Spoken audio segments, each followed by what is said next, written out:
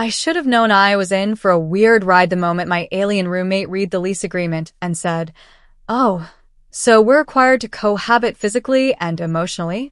I blinked. "No, it just means we split rent and don't leave dishes in the sink." Zerza blinked back, horizontally, like a car window, and smiled with an expression that probably meant, "I'm going to make this weird." See, humans get weird about roommates eating their snacks. Aliens? They get weird about roommates not participating in their ancient rituals that involve steaming, probing, and what I later learned was called multi-tentacular trust coiling. Spoiler, I didn't trust it. Or the coils. It started with a simple question. Do you enjoy heat-based intimacy? I choked on my coffee. "What?" Zerza tapped her translator. "I mean, you said you liked to warm up in the bedroom."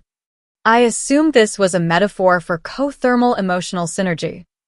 "I meant I turn on a space heater, not whatever that was." She tilted her head.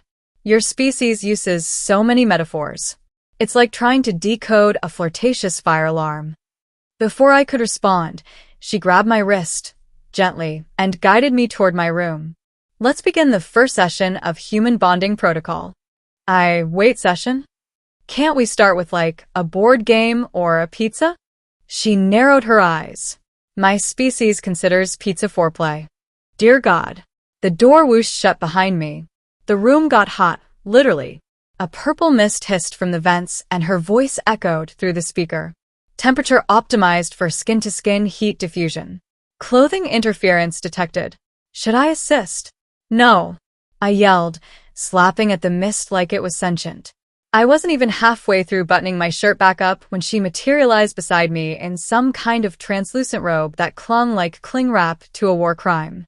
"Is this not the attire you refer to as lingerie?" "That's a shower curtain. It's multifunctional. Waterproof bonding is efficient." Then she handed me a glowing sphere. "Grip this. If your pulse elevates, I'll interpret it as excitement." "Or panic," I muttered. She didn't hear. Or pretended not to. We sat cross-legged on the bed. I tried to meditate. She stared at me like a predator evaluating a chicken nugget for hidden depth. "Should I initiate phase 2? She asked, voice husky. I don't even know what phase 1 was. I tried to escape, but the door had no handle. "Locked?" I asked. "Of course. You said, I want to be locked in with you all night when we signed the lease." "Metaphor," I hissed. She frowned. "Your culture is dangerously unscrupulous about its language." Around 2 a.m., she started humming a song that made my bones vibrate. "What's that noise?" I asked. "It's our species' equivalent of a lullaby. It sounds like an angry blender." "Exactly. Soothing, isn't it?" Eventually, I gave up and lay back on the bed. She misted me with something that smelled like cinnamon and betrayal.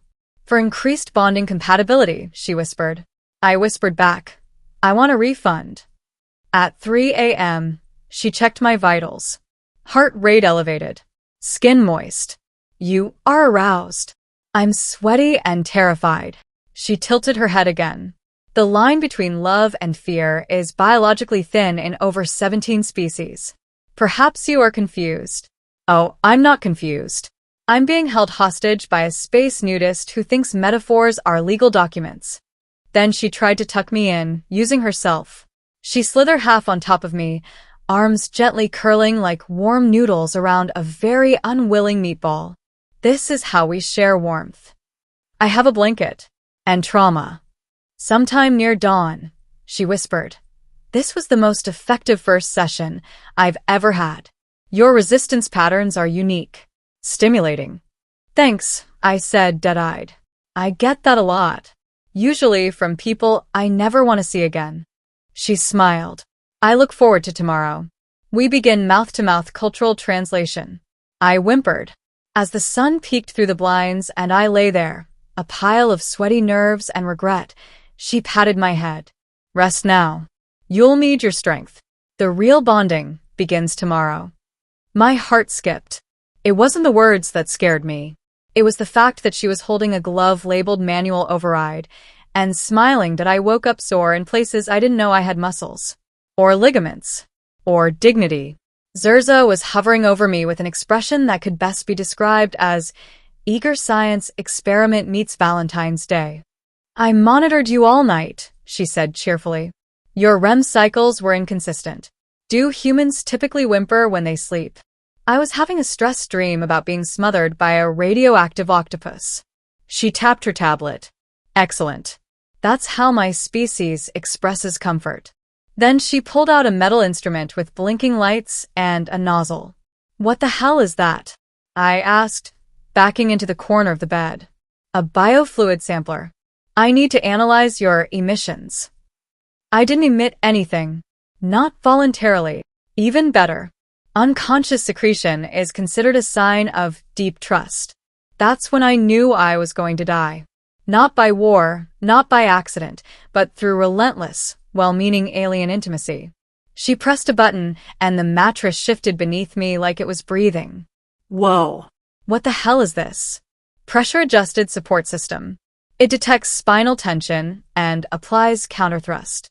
The mattress thrusted at me. You're welcome. While I scrambled to make peace with my existence, she cheerfully logged my vitals. Your body temperature spiked around 2:41 a.m. You moaned 3 times and rolled over. I was trying to escape the cuddle lock. You coiled around me like a human sushi roll. That's affection. That's assault in some states. She then displayed a graph. Notice this peak? Your pheromones surged when I adjusted the room's humidity. Yeah. That's called suffocating in mist, not attraction. She leaned close. So dramatic. Humans are so moisturizable. That's not a word. It is now. Then she pulled out what looked suspiciously like a glowing spoon. Open your mouth. No. This is for nutrient fusion. It's a paste designed to mimic your favorite food. I stared. That smells like pepperoni and regret. I detected emotional spikes when you spoke of Friday night pizza.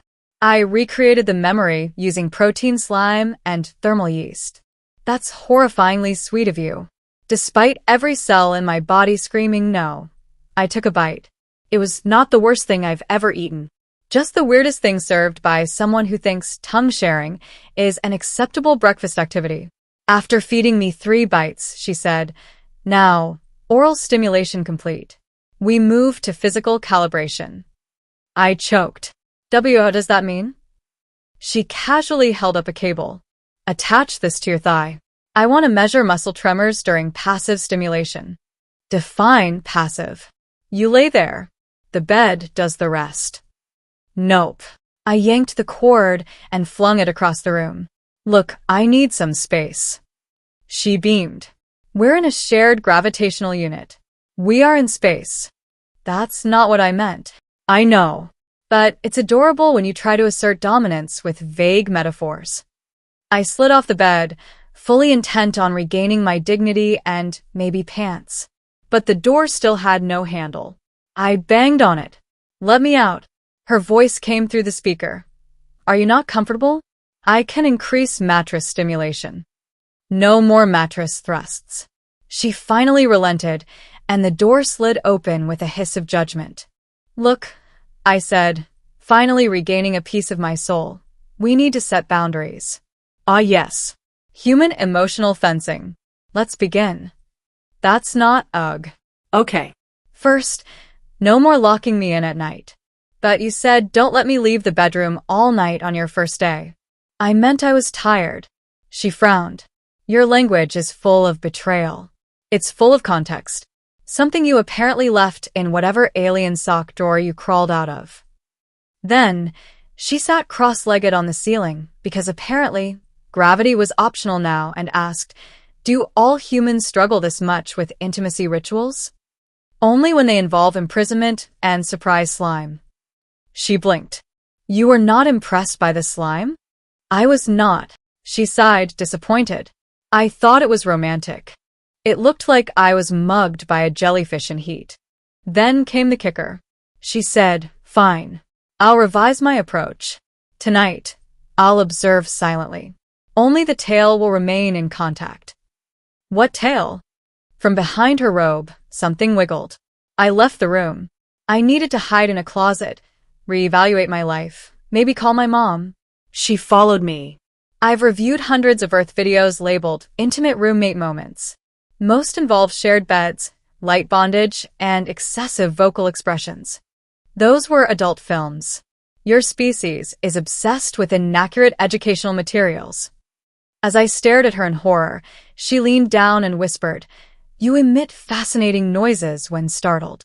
I'm going to emit something else in a minute if you don't give me space." She nodded solemnly. "You require a solo decompression chamber." Yes. Finally. Then she handed me a jar of glowing goo. For self-comfort. Applied generously. "I'm going to cry now." She smiled. "I'll monitor your stress levels remotely. Don't worry, I'll only engage if your heart rate spikes again." It will. Out of fear. Delicious. I'd been a hostage to alien hospitality for 3 days. 3 days of unsolicited massages from sentient furniture, meals that smelled like armpits but tasted like euphoria, and affection units that somehow violated 5 Earth laws and 2 spiritual ones. Last night, I tried to barricade my door with a chair. This morning, the chair was gone, and in its place was a note. "You seem stressed." I gave the chair a hug.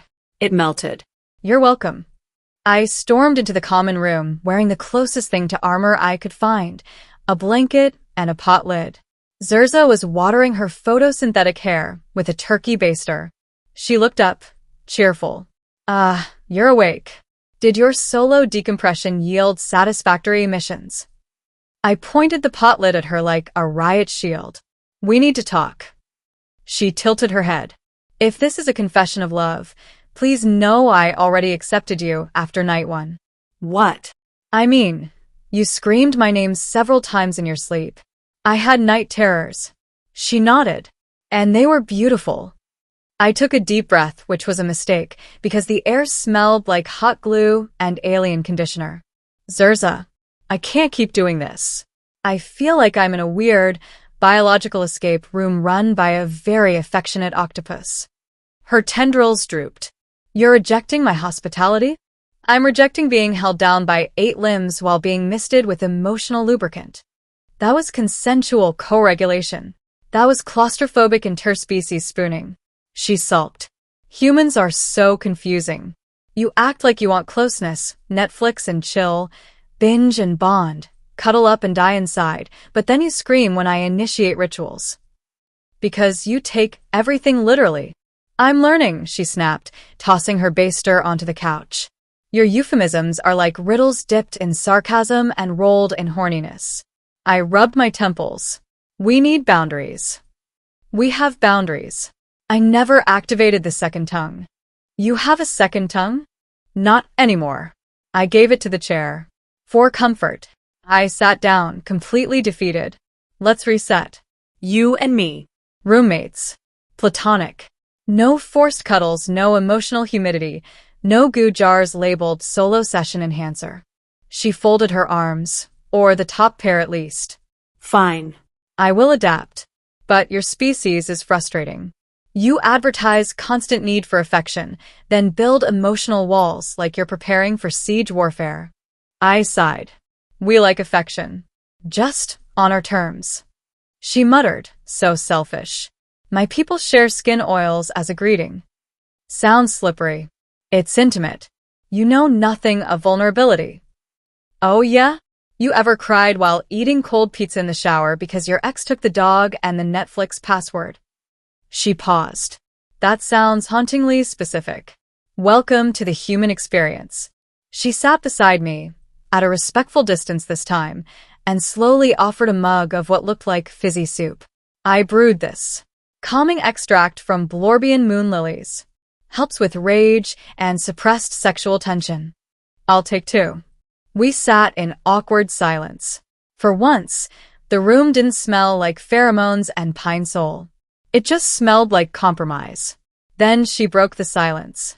"Last night, I watched a documentary about Terran mating customs."